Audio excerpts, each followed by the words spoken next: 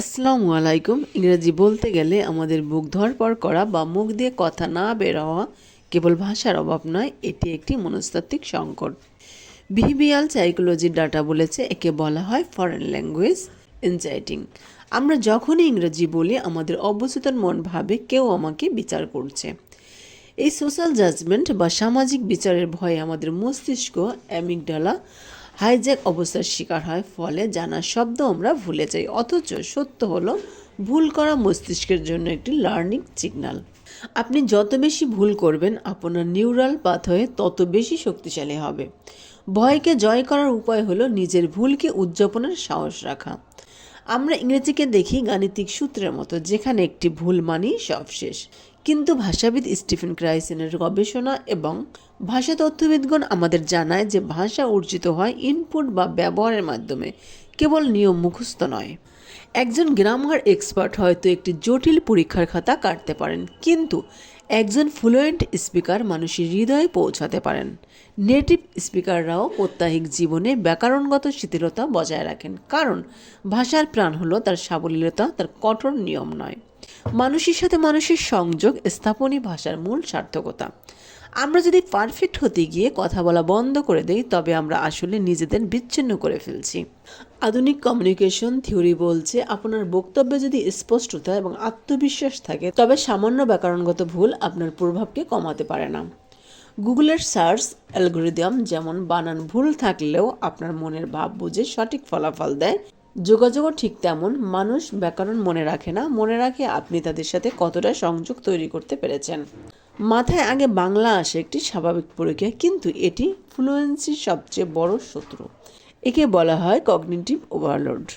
যখন আমরা অনুবাদ করি আমাদের মস্তিষ্ককে ডিকোডিং এবং এনকোডিং এই দুটি জটিল কাজ একসাথে করতে হয়। ভাষা শেখার টিপস অনুযায়ী সরাসরি ইংরেজি চিন্তা করার উপায় হলো আপনার চারপাশের বস্তু বা অনুভূতিকে সরাসরি ইংরেজি শব্দের সাথে ট্যাগ করা। যখন আপনি ক্ষুধার্ত তখন মনে মনে আম হাংরি বলুন, বাংলায় ভেবে অনুবাদ করবেন না। এই ছোট অভ্যাসটি ধীরে ধীরে আপনার মস্তিষ্কের ভাষার স্তরকে নতুন করে সাজাবে।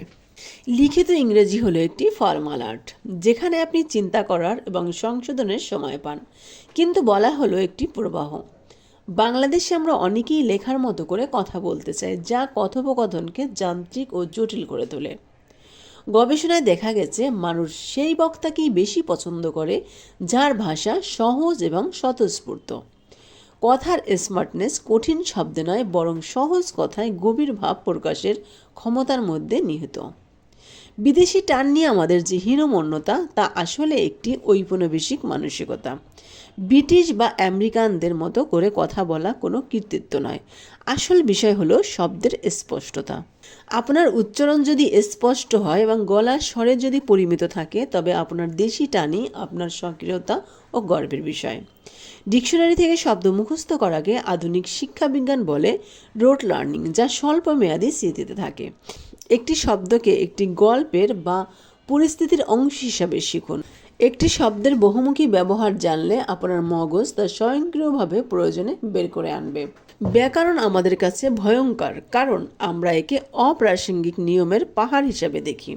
কিন্তু ব্যাকরণ হলো সাঁতার শেখার মতো, পানিতে না নেমে কেবল বই পড়ে যেমন সাঁতারু হওয়া যায় না, কথা না বলে ব্যাকরণও ঠিক হয় না। গবেষকদের তথ্য অনুযায়ী সহজ বাক্য বারবার ব্যবহারের মাধ্যমে যে গ্রামার রক্ত মাংসের সাথে মিশে যায়, সেটিই দীর্ঘস্থায়ী। প্রথমে সাহস করে কথা বলুন, ব্যাকরণ নিজেই আপনার সাবলীলতাকে অনুসরণ করবে। অনেকেই ভাবেন বয়স হয়ে গেছে, এখন আর ভাষা শেখা সম্ভব নয়, কিন্তু নিউরোসায়েন্স বলছে নিউরোপ্লাস্টিসিটি বা মস্তিষ্কের নমনীয়তা আজীবন থাকে। শিশুদের শেখার পদ্ধতি হলো অনুকরণ, আর বড়দের পদ্ধতি হলো বিশ্লেষণ। লার্নিং ল্যাবে দেখা গেছে প্রাপ্তবয়স্করা তাদের লজিক্যাল মেমোরি ব্যবহার করে শিশুদের চেয়েও দ্রুত গ্রামেটিক্যাল প্যাটার্ন ধরতে পারেন। আপনার যদি শেখার তীব্র আকাঙ্ক্ষা থাকে, তবে ক্যালেন্ডারের পাতা আপনার পথে বাধা হতে পারে না। ইংরেজি শিখলে আমরা পশ্চিমা হয়ে যাব, এই ধারণাটি আমাদের উন্নয়নকে বাধাগ্রস্ত করছে। ভাষা কোনো নির্দিষ্ট জাতির সম্পত্তি নয়, এটি একটি দক্ষতা। গুগল যেমন বিশ্বজুড়ে মানুষের তথ্য পৌঁছে দেয়, ইংরেজিও ঠিক তেমনি আপনার সংস্কৃতি, আপনার বিশ্বাস এবং আপনার দিনকে বিশ্ববাসীর কাছে পৌঁছে দেওয়ার অন্যতম প্রধান ভাষা।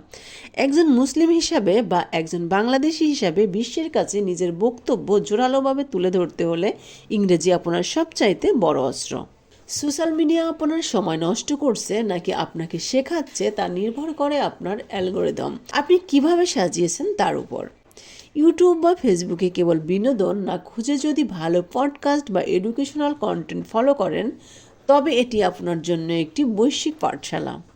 গুগল লেন্স বা ট্রান্সলেটের মতো টুলগুলো ব্যবহার করে আপনি প্রত্যাহিক জীবন থেকে ইংরেজি শিখতে পারেন।